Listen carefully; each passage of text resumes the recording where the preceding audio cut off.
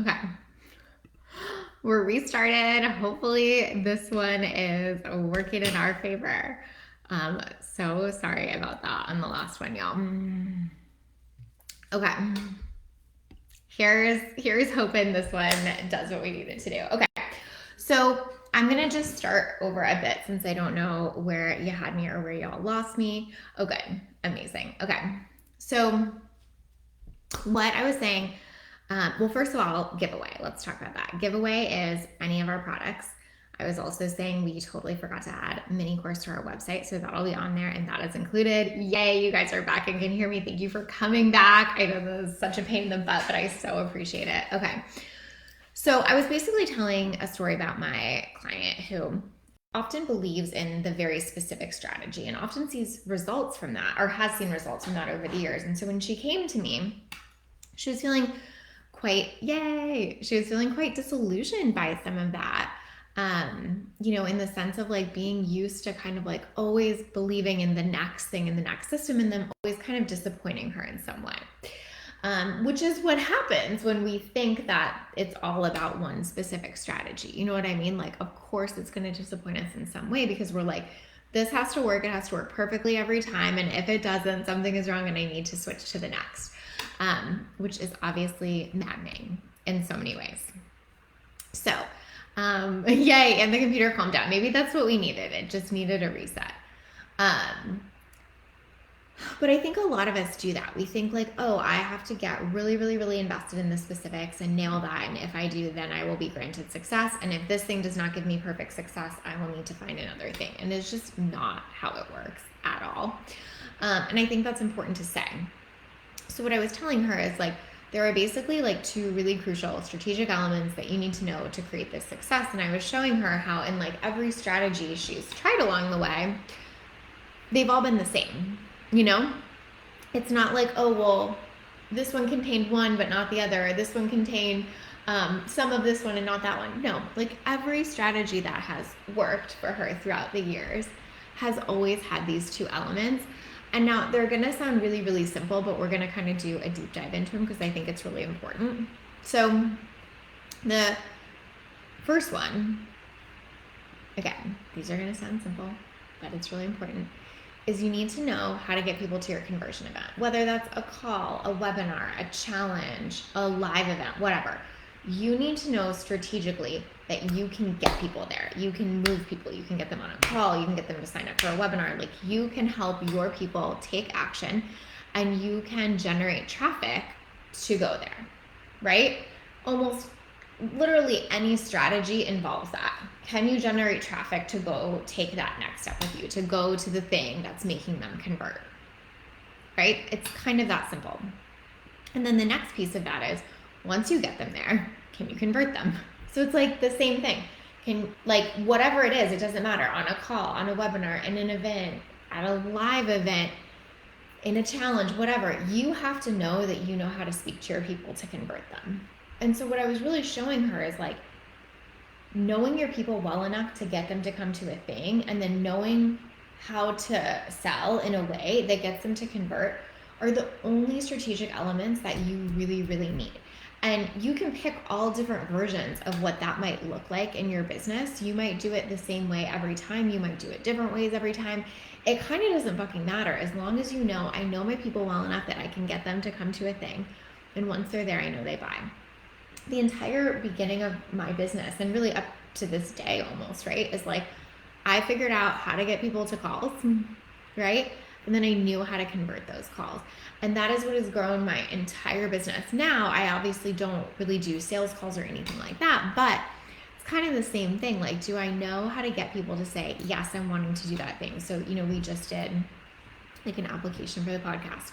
Do we know how to get people to say, yes, I'm going to fill out an application, and once they are there, are they going to convert? Are they going to say yes? Like, it truly is that simple. And I think looking at it through that simplicity lens is so crucial, because if not, we get so wrapped in the details of, oh my God, there's all this stuff I don't know. There's this really specific way I should be selling. There's this one thing that works. Like, it has to be a webinar. It has to be a 3-day challenge or whatever. And like, none of that is true. It's really more like, what's the best way do you think to sell to your people in that? But what the foundation of all that is how well do you know your people and how good are you at communicating with them, right? And I think the more we can bring it back to the simplicity, the more choice we are at when it comes to picking what strategy fits us, and when it comes to deciding like what we're actually good at and being able to trust ourselves in business. So another client I was having this conversation with, and her pattern is that she tends to think other people that are like have niche expertise like know more than her. Like her podcast person would know so much more than her about podcasting. And what I was saying to her is like, that's not really true. Like what you know or what you need to know better than anyone is your people. What do they need to hear in a podcast? What makes them take the next step from a podcast? Like what kind of title is going to make them show up? What's going to make them convert from that? Like literally you are the best expert at that, and only you can know that. And that is where we lose that self-trust sometimes, right? Is that we forget that part. We forget like, oh, no one knows my people better than me. So yeah, I can plug and play all these different strategies of like, oh, I'll do a webinar with this set of slides, or oh, I'll do a 3-day challenge and help them with this. But above all of that is just how well do you know your people and how good are you at supporting them to take an action. And if you can like really know that, your success is pretty much inevitable because you can just apply it anywhere. If you don't know that, you will always trust something outside of yourself, and you will miss with every strategy the foundation of what's actually good and what's going to make it work. Hey, Alyssa, thank you for being here.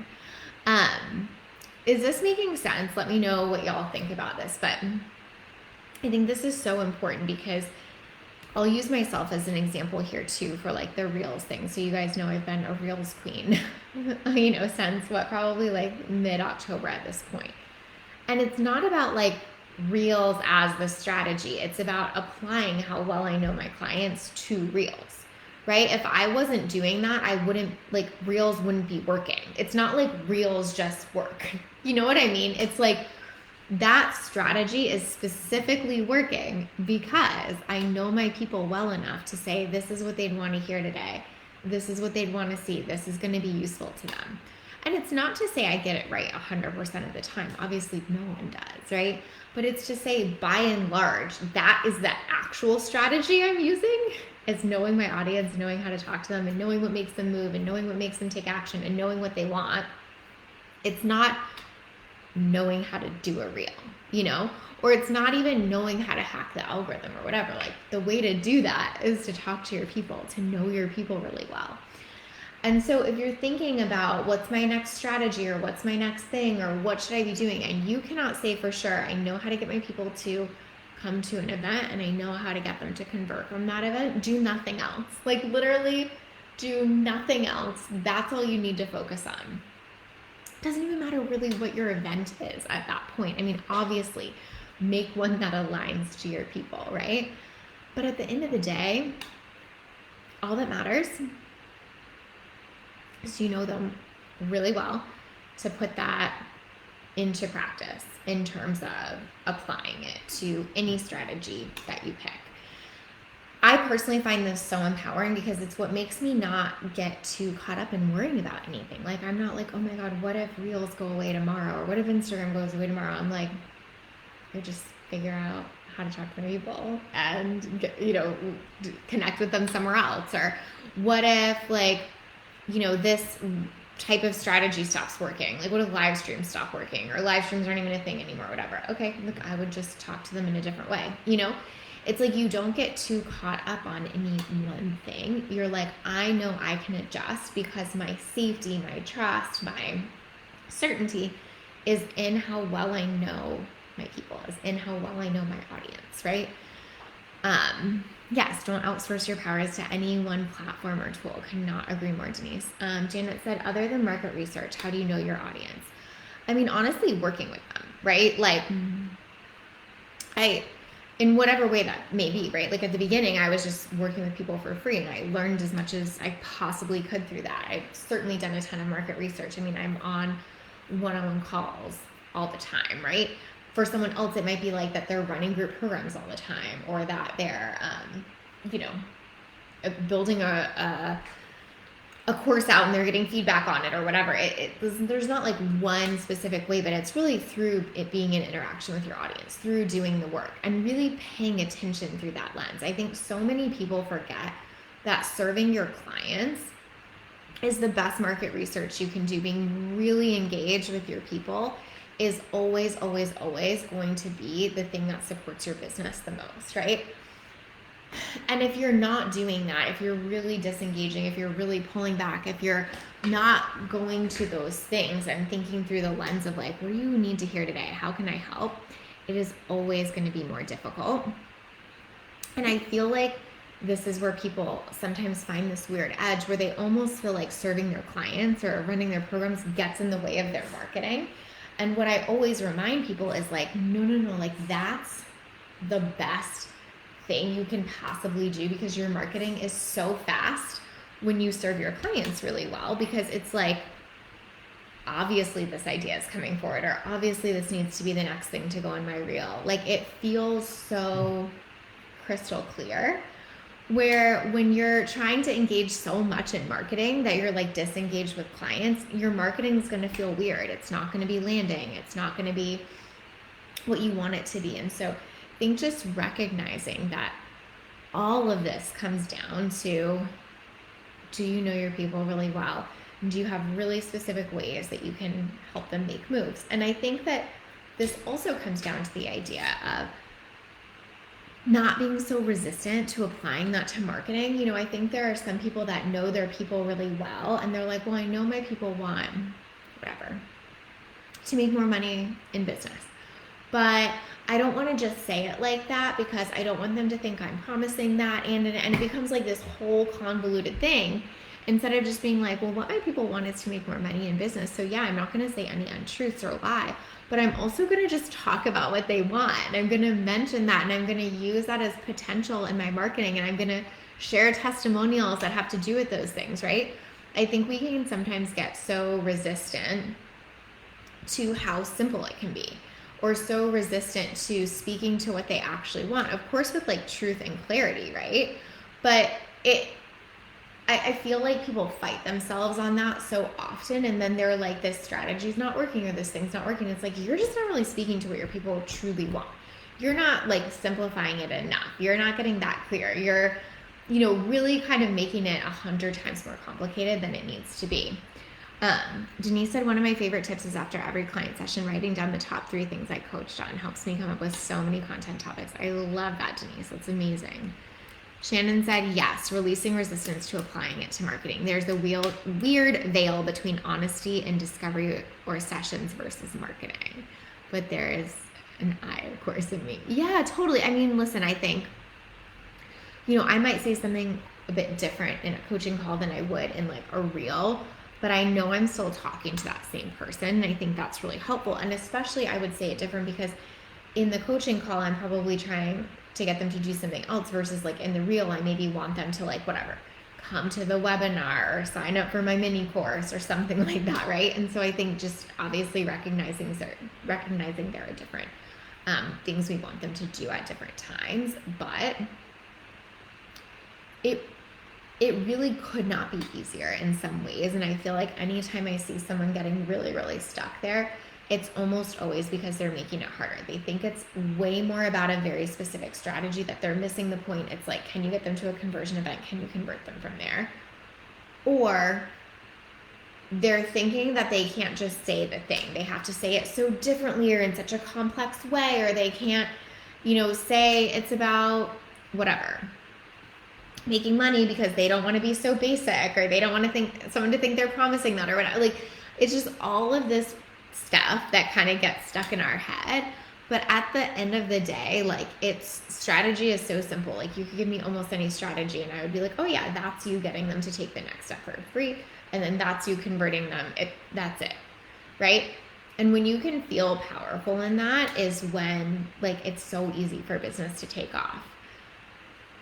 Denise says, I do struggle with over-promising in my marketing. Can you talk about that, especially because you're a business coach? Yeah, totally. So I think the thing with marketing that we have to remember is like, any bit of marketing is always about potential and not promises. That's something I always talk about. Like, I think someone thinks if I say like, I'm a business coach and I'm here to help you make money, it means that I'm promising that no matter what, I'll help you make money. Of course not, right? It's just like a basketball coach that's like, I'm here to help you win. Of course they fucking are, but it doesn't mean you win every game, right? And so I think there's some freedom in being like, my live stream is experiencing performance issues. Okay. Let's see if I need to just like close some stuff here. So funny. Are you guys getting me okay? Let me know. It says my live stream is experiencing performance issues. And to close apps, but I think I'm good. Okay, I'm performing great, Michelle said. Amazing. I will let Facebook know that I actually am giving a great performance. But so anyway, potential, not promises. So I think that when we really think about it through this lens of, I want to be honest, but I also don't want to like stop people. Like I have a client who I feel like would almost most of her marketing for when she came to me for a while was basically like, don't buy this if you are like trying to have results quickly. Like, don't buy this if, you don't want to put in the time, or don't, like, she was so scared of someone buying it that, didn't get immediate results that she was scaring everyone away. And it was so interesting because no matter what, even the people who were still buying and saying like, oh, okay, it's okay if I don't get results right away, they still want that. Like, of course, if you're hiring a business coach, you still want that. And so I think that there's just some semblance of like letting go of control there, in a sense of like, I'm going to control what I can control, which is how I show up for you as a coach, what that looks like. What I can't control is making sure that no matter what, you get results. But ultimately, our work is going to be aimed at that. So I'm going to market to that, right? And I think there's like some permission in that. Again, I think if someone were to say to me like, oh, Lacey, can you make sure I get X result in 6 months? I would say absolutely not. Here's why and here's what that looks like. But that's also not going to be the focus of my marketing, Denise said, I totally resonate with that client. I stopped sharing my client results because I don't want anyone to think they would 100% get those results and my sales slowed down. Yes.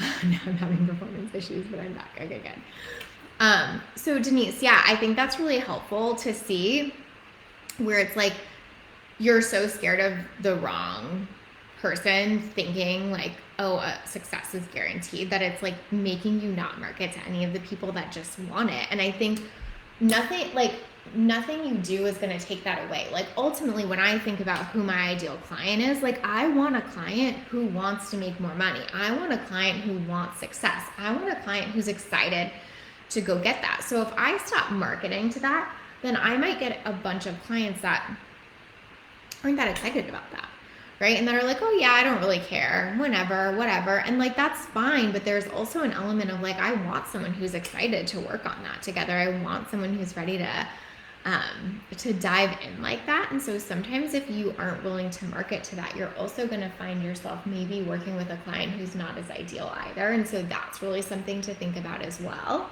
And also I think there's like a bit of a trusting yourself to be a filter thing. Like obviously it depends on how you screen people, is it an application process? Is it a call? Is it just a straight purchase? Whatever. But I think there is also something to be said for like, there's a difference between screening and marketing. So you may market to get someone in, and then in the screening, like on a call, if someone's saying to me like, hey, listen, I need to double my income in the next 2 months, or it doesn't make sense for us to work together. Like that's me screening. That's me being like, oh, okay, well, like I can't promise you that, so maybe it doesn't make sense, but I don't need to do that up front in my marketing, So I feel like that's sort of a helpful way to think about it, where there is certainly a place to hold a boundary, to not make promises you can't keep, but marketing and screening are quite different things. And the less that you're willing to like go there in marketing, sometimes you would be surprised it actually does not prevent you from having a wrong fit client. In fact, sometimes it brings you more. Can you guys let me know if I'm doing okay? Because the last comment I saw was Michelle saying I was having performance issues again. So let me know if everything's okay and if that all landed. But I really appreciate you saying that to me. Janet said, when do you know that you know your audience enough? I feel like I have, okay, good. Thanks, Crystal. I feel like I've done a ton of research and it feels like my messaging is not landing. I mean, you would know when your messaging is landing more. So if it's not yet, if you're like, man, I feel like I've asked them a ton of things and it's just not landing, it means something else is still missing. I'll give you an example of this if it's helpful, but I had a client a while ago. She came to me and she had done like so much market research when she came to me, and she had created this program off of it. And when we started working together, she was at the very tail end of this launch for it. So I kind of came in like right at the end there. And basically it did not perform at all. Like I think she ended up getting like 1 or 2 sales, which was crazy for her and where she was at. And when I kind of like went over everything with her at the end, it was interesting because she was really targeting moms. And all of them were telling her in their market research, I don't have enough time, I don't have enough time, I don't have enough time. So she made this whole time management thing and again got like 1 or 2 sales. And it was so interesting because when we talked about it and we talked about her ideal client and all of this stuff, like actually like as much as the moms would say like time is my issue, which like now being a mom I totally get, most of them thought they needed a different solution to solve that. So they were like, time is my issue, but they didn't think they had a time management issue. They thought they needed more money to like delegate or hire out support or whatever. Like they weren't like, oh, I want to manage my time better, even though they were saying time was their issue. And so when we reworked all of that and let go of like time as the promise, everything really started to shift in her business, and it got so much better because she was speaking to what they actually wanted, not even just what they were saying they wanted. And so that's something really crucial in market research too, is sometimes we have to have a lens of like, what are they saying, but what are they really wanting as well? Mercury's in Gatorade. It's so true, Michaela. That's so spot on. It's for like the 27th, right? We're going to blame it on that. So by next week, the live stream will be great. Thank you, Michaela. But yeah, so I would say if you feel like the messaging isn't landing, that's something to look at. Like, am I just saying what I think they, like kind of repeating back what they said, or is there subtext? Am I reading a level deeper? Are they saying they want something, but really they mean something else? You know, I think that's really important too. I even see that with business. Like I used to see that a lot with clients. Not, I would say not as much anymore, but a lot of my clients used to come to me saying stuff like, I just want to make an impact. I just want to make an impact. I just want to make an impact. And so if I had marketed just to, I just want to make an impact, I think people would have liked my content. I think people would have been like, oh, Lacey's awesome. But I don't think very many people would have bought from me, honestly, because as much as they were saying, I just want to make an impact, the way to make an impact is make enough money so you can stay in business and then leverage that money to make more of an impact, right?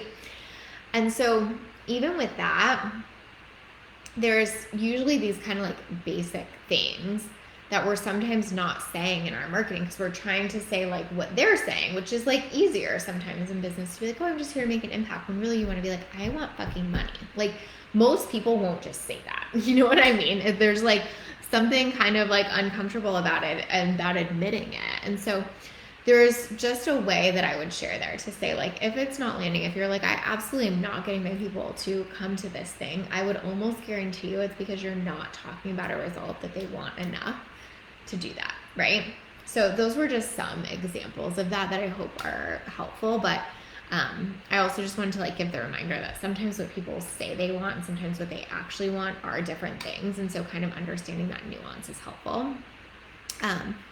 Curious what you found the other things are outside of wanting more money that people want but don't necessarily say outright.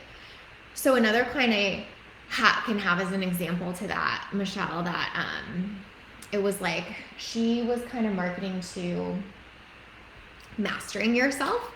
Let me see.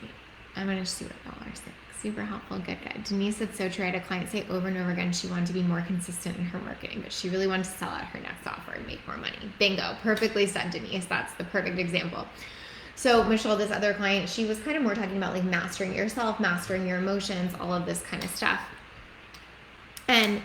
But she was talking about it in the context of like relationships. So kind of like mastering yourself in relationships. And when we did an intensive together, I was like, your people are not saying I want to master myself.